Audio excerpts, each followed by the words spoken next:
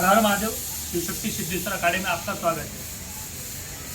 आज हमने श्री राम के लिए यज्ञ किया, श्री राम यज्ञ किया है क्योंकि हमारे सभी भक्तगणों को पता है कि 10 दिसंबर 2023 को हमारी राम यात्रा होने वाली है। तो राम यात्रा 108 यात्रीगण हैं जो साथ में निकलेंगे और जगह जगह पड़ाव पे सब लोग जुड़ते जाएंगे।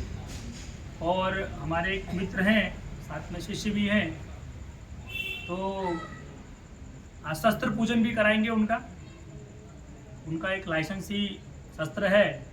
तो वेदों के हिसाब से वेद में तंत्र मंत्र यंत्र के साथ साथ में अस्त्र पूजा बहुत ज़रूरी है। तो उनका हम लोग अस्त्र पूजन भी आज कराएंगे। और श्री राम तो इसके प्रतीक हैं कि श्री राम के पास तो हमेशा शास्त्रों के साथ अस्त्र हम के साथ हमेशा रहा। उनकी मूर्ति आज भी जब बनती है तो उनके अस्त्र के साथ बनती है, धनुष के साथ। ऐसे ही अभी आधुनिक युग में अपनी सुरक्षा को रखते हुए बहुत से भक्तगण ऐसे होते हैं जिनके लिए अस्त्र बहुत ज़रूरी है। क्योंकि अभी भारत की कुछ गतिविधियाँ ऐसी हैं कि अपना अस्त्र रखना बहुत ज़रूरी है, अपने अपने हिसाब से अपने। अब तंत्र मंत्र भी एक तरीके का अस्त्र है, क्योंकि लोग किसी के ऊपर तंत्र कर देंगे, किसी के ऊपर क्रिया कर देंगे, फिर वो कांड करना पड़ता, वो भी एक अस्त्र ही है। और बिना अस्त्र के कुछ जीवन में है ही नहीं। तो राम यात्रा हमारी 10 दिसंबर 2023 को निकलेगी। उसको मद्देनजर रखते हुए आप सभी लोग हमारे साथ जुड़ें, राम यात्रा को पूर्ण करें, ऐसी मेरी सबसे मनोकामना है। लेकिन सबसे इम्पोर्टेंट आज का टॉपिक हमने ये है, सबने सुना होगा मसान साधना। मसान क्या होता है? बहुत से भक्तगणों के लिए मेरे को कॉल आता है कि गुरुजी हमारे पे मसान क्रिया कर रखी है, और मसान क्रिया होने के वजह से उनके जीवन में बहुत सी ऐसी परेशानियां आ जाती हैं जो नहीं आनी चाहिए। वो परेशानियां आने के वजह से इतनी जीवन भयंकर परिस्थिति से गुजरता है कि गृहस्थ जीवन पूरा बर्बाद हो जाता है। गृहस्थ जीवन के साथ में सांसारिक जीवन भी पूरा बर्बाद हो जाता है। यहाँ तक कि खाने पीने की भी ना नौबत आ जाती है कि खाने पीने के लिए पैसे नहीं रहते। अब ये कौन करता है? तो लोगों ने बदनाम किया हुआ है तंत्र को, तंत्र मंत्र यंत्र को, तांत्रिकों को बदनाम कर रखा है। कह रहे तंत्र क्रिया है, तंत्र क्रिया कर रखी है। हाँ, तो तंत्र मसान को बोलते हैं कि जिस तांत्रिक ने मसान सिद्ध कर, तो मसान साधना तांत्रिक नहीं करते। मसान साधना तांत्रिक थोड़ी भी नहीं करते।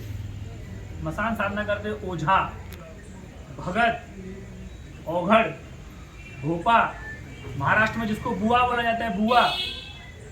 तो ऐसे जो व्यक्ति होते हैं जिनको प्रॉपर मंत्र जप भी नहीं आता, वो लोग कुछ छोटी छोटी क्रियाओं करके मसान साधनाओं को सिद्ध कर लेते हैं। अब सबसे सर्वप्रथम है कि आपको ये समझना है कि मसान होते क्या है। कुछ हिसाब से 80 मसान हैं जो प्रॉपर विधि विधान से जिनकी पूजा करते हैं तो कुछ फल देंगे। लेकिन अब तुमको ये समझना है कि मसान होता क्या है। कोई भी बच्चा 9 माह से लेके 12 वर्ष का बच्चा जिसकी मृत्यु हो जाती है, अकाल मृत्यु, वो मसान के रूप में बन जाता है। उसकी गति तो होती नहीं है। वो मसान रूप में बनने की वजह से उसको लोग क्या करते हैं, सिद्ध कर लेते हैं। जो ओझा, भगत, औघड़, वो सिद्ध कर लेते हैं। सिद्ध करने के बाद अपनी मनोकामना को लेके, पर्सनल द्वेष को लेके, पर्सनल दुश्मनी को लेके उनके ऊपर क्या कर देते हैं, उन चीज़ों को बिठा देते हैं।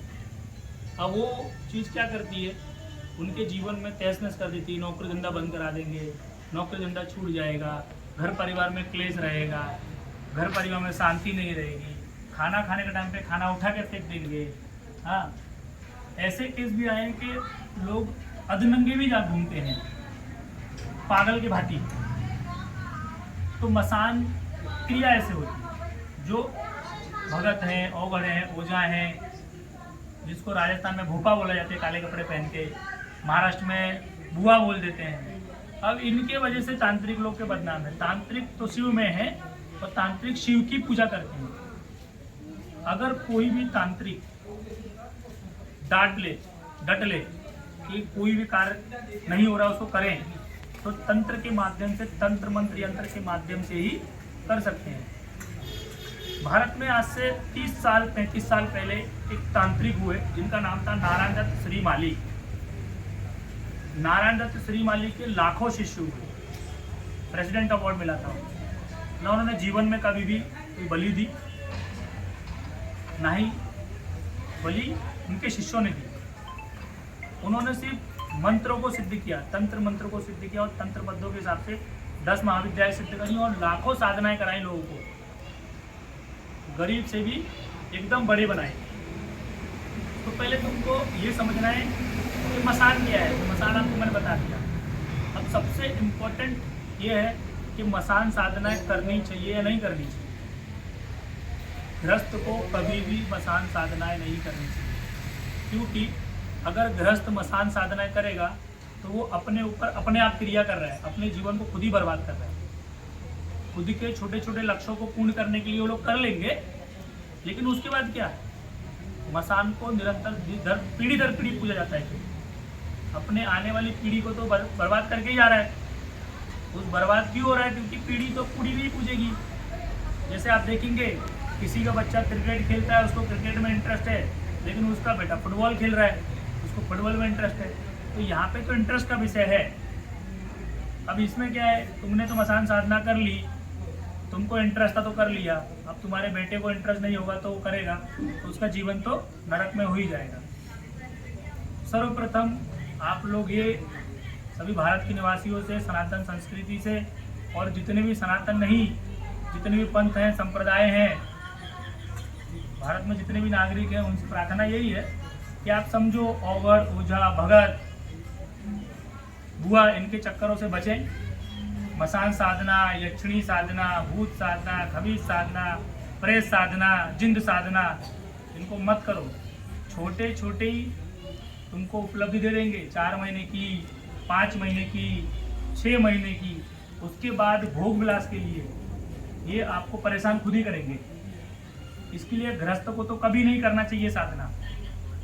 ये साधना सन्यासी कर सकते हैं, क्योंकि सन्यासी इनके अधीन नहीं होते, इनको अपने अधीन करते हैं। और सन्यासी के आने वाली कोई पीढ़ी नहीं रहेगी, तो ये यहाँ पर आगे भोग प्रसाद नहीं लेंगे, पूजन नहीं लेंगे, तो सन्यासी के साथ ही रह जाएंगे और सन्यासी को परेशान नहीं कर सकते।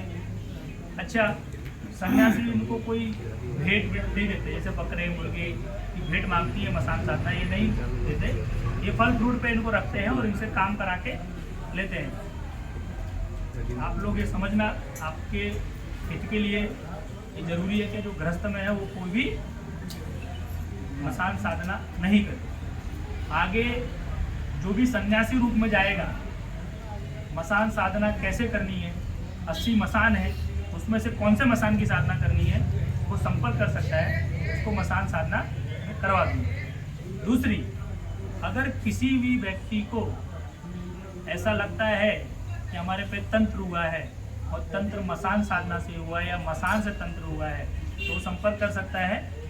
उसके लिए साधना दे दी जाएगी और वो स्वस्थ हो जाएगा, मसान उनको छोड़ के चला जाएगा। हर हर महादेव।